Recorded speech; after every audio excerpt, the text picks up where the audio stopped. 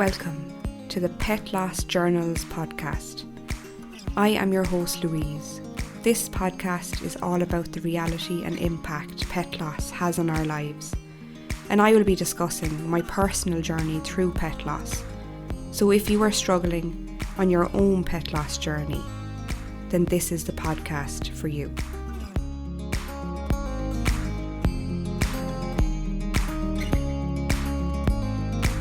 Welcome to episode 27.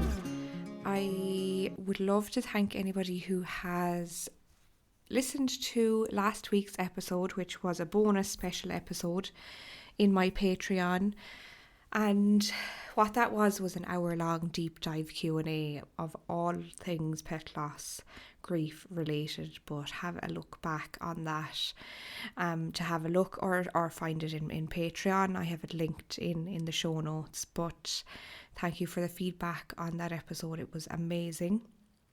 This week, episode 27, is a journal entry from the 26th of August 2021.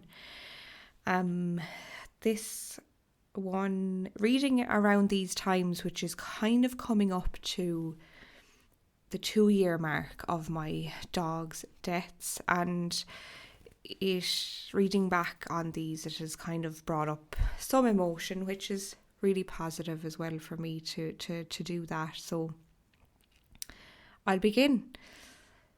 Today I am struggling a little.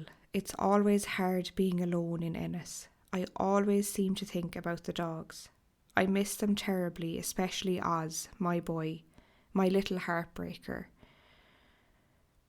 I'm so hard on myself all of the time about the pet loss grief, but I have absolutely no idea when I am going to feel better. The CBT is helping a little. No matter how much love Steve shows me, I still have this emptiness, this immense loss. It hurts, it's draining. That is this week's journal entry. A few points that I'd love to touch on with this journal entry is the fact that, because many of you know, both of my dogs, Ozzy and Moose, died within 24 hours of each other. I mentioned in this journal entry that I miss them terribly, especially Ozzy, my boy, my little heartbreaker. And that is okay. It is okay for me to feel that way without that guilt or shame, because each relationship is different. My relationship with Ozzy was completely different to my relationship with Moose. Ozzy was a part of my life for nearly 9 years, and Moose was a part of my life for 4 years.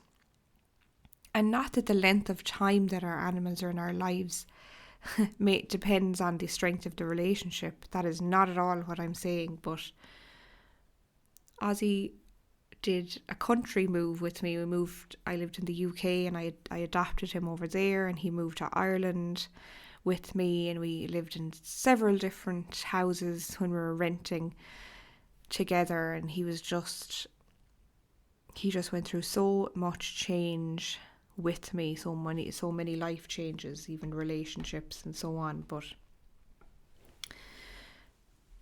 And that's okay for me to talk about this. I think it's really relevant to highlight that. I couldn't have missed both of my dogs the exact same amount, because the relationships that I had with both of them were completely different. They really were. My partner at the time, he had a really, really close, strong bond with Moose. You know, she was his little girl, and that's okay as well. And my bond was very, very strong with Ozzy. But I loved spending time with Moose, just the two of us, because we did have a special relationship, which took a long time to form. And I loved the process of gaining her trust, because she was such a fearful dog that had been abused previous to us adopting her. And just there's so many aspects of both of the relationships that I could talk endlessly about, but trying to bring the focus back to the journal entry. And speaking about this in case you might be listening and you might have experienced multiple pet losses within the same year, within months of each other, within weeks of each other, or days. And you will know deep down that you had a unique relationship with both of your pets, with your cat, with your dog. If there was 2 cats, if there was a cat and a dog in the household, in the family, and there was just unique quirks to those relationships, and you will know that relationships can vary. And when I was writing this journal entry, I did say I'm so hard on myself all the time about it, but I've absolutely no idea when I'm going to feel better.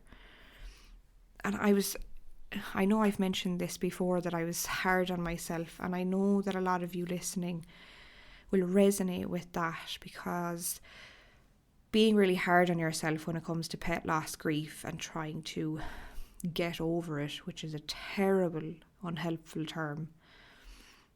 Please don't use that term if you have been that in your narrative or self-talk, but we don't have to get over it. We need to learn how to navigate life now that it is completely and utterly different to what it used to be. That is what we have to do. But it is okay to miss one companion animal a little more than the other, and then vice versa on other days or other months or other weeks. That is perfectly okay. To stop being so hard on ourselves about this as well. Grief, we have so many different emotions with it. It's already overwhelming to deal with. But I mentioned as well that the CBT is helping a little. So cognitive behaviour therapy is something that I had started a few months prior to that with a lovely therapist. And I was predominantly doing these sessions online. And I found that the cognitive behaviour therapy was really beneficial for the post-traumatic stress disorder, those symptoms, those responses that I was dealing with. That really helped me to logically understand what was happening in my nervous system and in my brain when I was experiencing those PTSD triggers, and what was happening in my environment and so on. So that was so helpful to help me to the baseline of it was to really help me to figure out that I don't have some kind of psychological condition. I'm not crazy. This happens to so many people.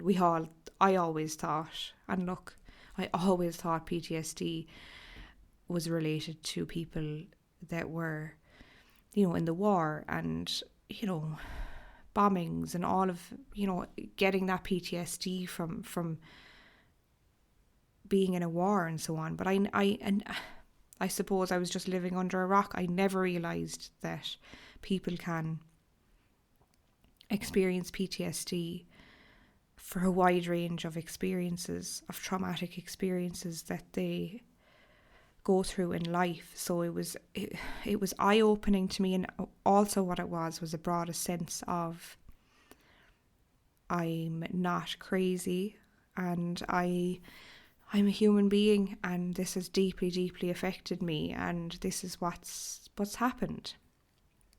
So it really brought a sense of reality back to me, and validation, and feeling safe now to explore deeper why I'm experiencing all of these symptoms and responses.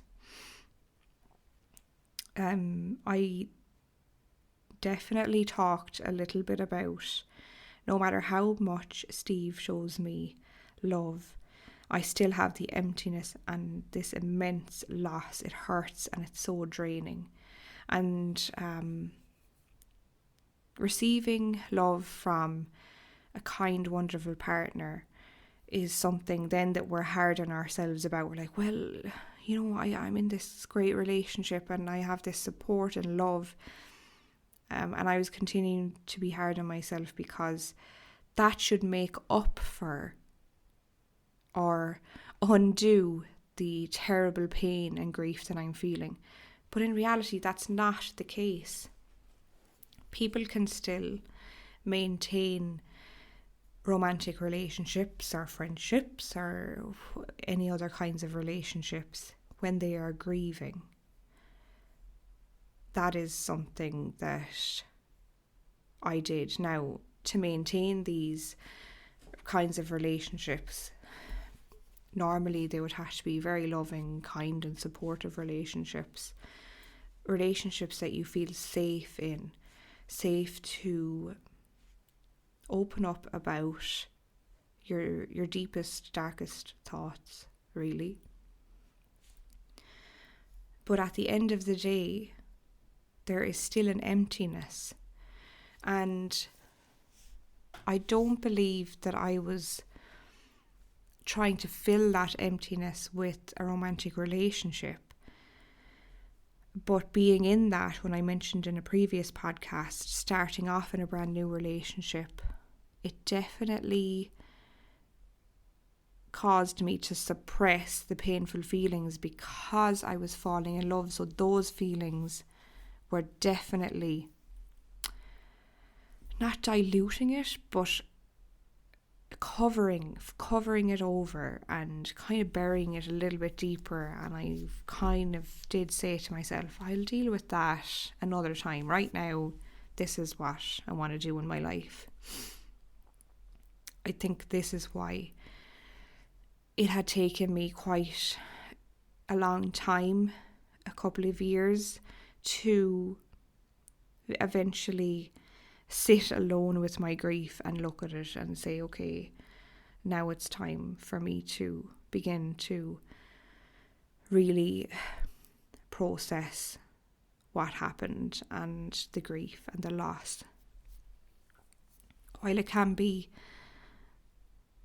kind of conflicting to talk about that, many people would say, why are you still crying about your dogs, and why are you still talking about them, and why are you still so upset? You have found this amazing person and you're, living with him and everything is great, and that should make everything better, Louise. I'm sorry, no, it doesn't. It does not. And I'm not sorry, actually.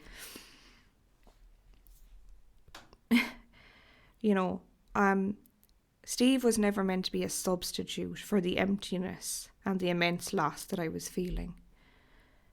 My heart, I had decided, my heart was open to sharing my life with somebody. And that's what the relationship was about. It wasn't about filling an emptiness. And I was very open with my grief, maybe too much so. But I have always been an emotional and sensitive person. And certain people in my life have said to me, oh, you're just so sensitive, Louise. And that is probably, now I'm sharing probably too much than I should, but if I hear that statement, and I don't know if any of you have heard this statement, you may have. A few of people I know have heard this as well. Oh, you're just so sensitive all the time, Louise. In other words, I'm so in touch with my emotions, I get emotional easily. And I'm shamed because of that. I'm put down because of that. I'm a bad person because of that. That was the message I was receiving. The messages I was receiving was being sensitive and in touch with my emotions was a bad thing, and that I should stop, and that I should suppress, and that I should keep those locked up to myself. And that made me really angry, because I always thought that talking about my feelings and being honest and being emotional and showing emotion was a really, really healthy way to live my life. Probably because I had been going to therapy on and off since I was 15 years of age. And I'm unsure if I have shared this before, but I suffered with depression when I was in secondary school, for the majority of secondary school, for the 5 years. And I was seeing a child psychologist back then, and I was bullied profusely in secondary school, inside of school and outside of school, and I hated every second of school, and all I could ever think about was my life when school was over. Like when I finished the 5 years, I just wanted to get to that stage so I could begin to live properly. And having that help from somebody at that age, from a professional, changed my entire life. It changed my whole life, and I understand that so many of you didn't get that opportunity or didn't receive that help that you may have needed at that age, in those teenage years. And I totally understand that not everybody can access that help, but for the years following that, then I was nearly punished for feeling really deep emotion, and judged and criticised for being, in inverted commas, too sensitive all of the time. I feel things deeply. I'm affected by other people's emotional state. Depending on the day, I absorb that, I suck that in. It drains me. I regulate my emotions to be appropriate for how the other person is feeling. That is the way I lived my life for so long, up until, I would say, 4 years ago, up until a couple of months, 2 or 3 months before my dogs died. In 2019, everything changed for me. Everything changed for my life. I decided that I was going to live and come from a place of comfort and set boundaries and let go of the people pleasing. I did so much work on myself, but then in return, the consequences that I feel were a lot of loss in different areas of my life. And with months that went on, I realised that a lot of growth came from that. A lot of growth.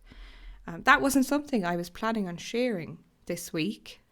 But I'm happy to. I am 27 episodes deep in with all of you now, and really feeling comfortable with sharing snippets of my younger life, which was really difficult at times. But it's okay to struggle, and it's okay to still be grieving. Nearly 2 years on after the death of your pet. But what I really want to highlight here is that I was being so hard on myself. And if you're being hard on yourself right now, please just stop and give yourself a hug. Wrap your 2 arms around yourself and give yourself a hug and say, okay, I am sorry for being so hard on myself today.